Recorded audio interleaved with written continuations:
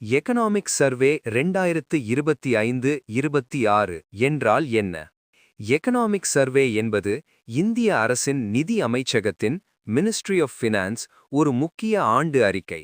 இது இந்திய பொருளாதாரத்தின் நிலைமையை விரிவாக ஆராய்ந்து கடந்த நிதியாண்டில் 2024-25இல் செயல்பாடு, வளர்ச்சி, சவால்கள் மற்றும் அடுத்த ஆண்டுக்கான 2025-26க்கான எதிர்பார்ப்புகளை விளக்கும் ஒரு பொருளாதார அறிக்கை அட்டை போன்றது. யார் தயார் செய்கிறார்கள்? டிபார்ட்மெண்ட் ஆஃப் எக்கனாமிக் அஃபேர்ஸில் உள்ள economic division chief economic advisor V. Anantha Nageswaran தலைமையில் தயாரிக்கப்படுகிறது. எப்போது வெளியிடப்படுகிறது?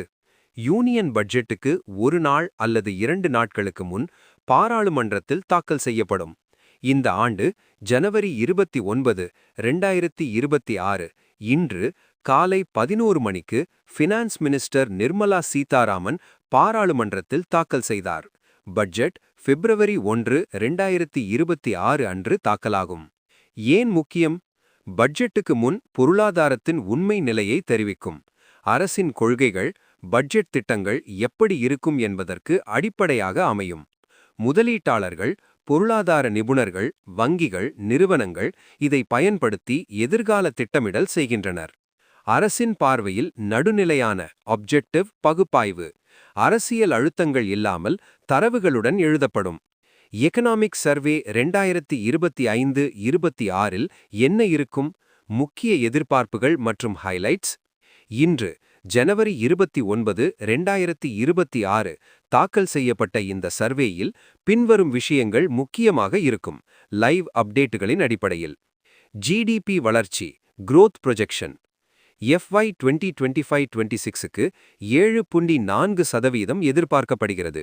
ஃபர்ஸ்ட் அட்வான்ஸ் எஸ்டிமேட்ஸ் படி கடந்த ஆண்டு சர்வேயில் 6.3 முதல் 6.8% என்று குறைவாக கணித்திருந்தது.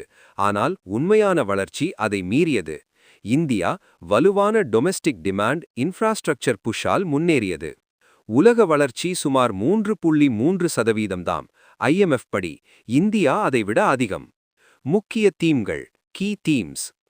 AI ஆர்டிஃபிஷியல் இன்டெலிஜென்ஸ், உற்பத்தி திறன், வேலைவாய்ப்பு, திறன் மேம்பாடு ஆகியவற்றில் AI-இன் தாக்கம். கிரீன் டிரான்சிஷன், பசுமை ஆற்றல், ரினியூவபிள் எனர்ஜி, சஸ்டைனபிள் டெவலப்மெண்ட்கான முதலீடு.